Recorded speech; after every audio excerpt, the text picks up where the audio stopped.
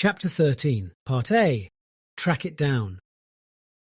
Proximal surreptitiously were preparing to launch a small spaceship from their planet, a dangerous endeavour with the intent to escape its solar system unseen, unnoticed.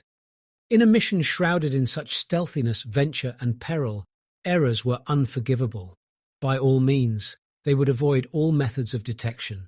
Invisibility was not the issue, since it was a technology long exerted.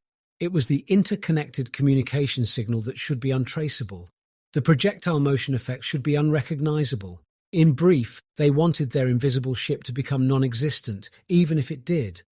For that, they equipped their vessel with the most pioneering technology ever invented. Their determination to keep it hidden during its journey, until it reached its destination at 4.2 light-years away, was unmatchable. Yes, they designed and destined it furtively to enter another solar system that was the most controversial destination of that era. It was heading towards planet Earth. Not so far from their whereabouts, a small Centaurian space station, one of many habitable artificial satellites constantly orbiting their mother planet, underwent a buzzing workday like a beehive. Not uncommon for its resident scientists, who got used to exertion continuing unabated, unvarying from how it was for the preceding few weeks. The stressful life they were recently experiencing started when the government announced an extreme state of alert. Any alien flyby should not go unreported. Should something pass from under personnel's nose unnoticed, that would be blameworthy. The reasons for or the continuance of which were indefinite. Nevertheless, they would not risk failure or infringement lest they became condemnable, facing suspension and impeachment. That was a fraught situation that motivated their watchfulness. Thus, extensive monitoring of all surroundings was their challenge, pushing their surveillance limits past their satellite coverage zone. Slow was the time, not after one of their highly sophisticated devices triggered an alarm. "What was that?" queried one of the white-dressed personnel labelled by the letter H. All lower-ranked staff were dressed in white and had tags with their initials. Their superiors wore black. "I do not know, let me check," replied S, another colleague of the same rank sitting next to him. "There is a fuzzy change here," he said, while pointing at a small holographic image on a tracker facing him.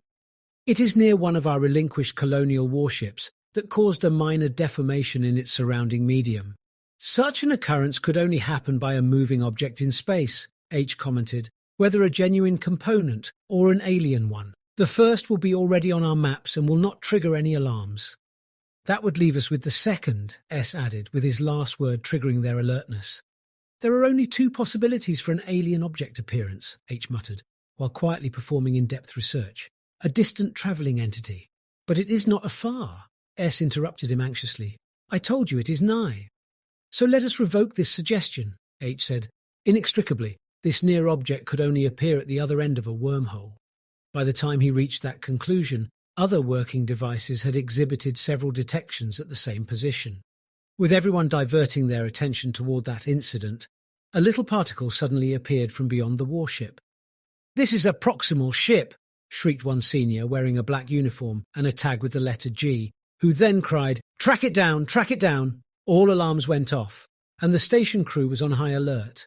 A few moments passed like an eternity, with everyone working by leaps and bounds. Their eyes were blind at all save that ship. None could believe that their rival enemy, the Proximals, could launch it unashamed. "Sir, we locked it in our targets," H said firmly. "Shoot it down!" G commanded. "What are you waiting for?" He screamed again when H hesitated for a glimpse of an eye. "Sir, it is dormant," H replied in astonishment. "Sir, our devices identified it," S interfered politely, not wishing to embarrass his colleague nor annoy his superior, who was already on edge. "It is an old, nearly destroyed Proximal ship, one that we captured among many others during the war." "And what is it doing here? What released it?" G questioned his men in bafflement. "We are analysing the situation, sir," H responded. "The programs show one plausible conclusion." "What is it?" G asked impatiently. "It resolved that some damaged hooks upon our warship inadvertently released that ship," H answered. "It makes little sense to me," G commented. "However, write your reports now and we shall begin with a thorough investigation later." Reports of the incident referred to it as a space wreck that required no action nor further attention from their side. They resumed work like previously, yet in a seemingly more wanted environment. Complacently, nothing seemed dubious or unfamiliar to the rest of the crew except for G. Proximals believed they took all the precautions. It was implausible that the Centaurians or others operating in space would notice their ship. Yet with their rivals' advanced detection devices and all their attentiveness, Proximal's ambitions would all go in vain. They should not have taken the slightest risk.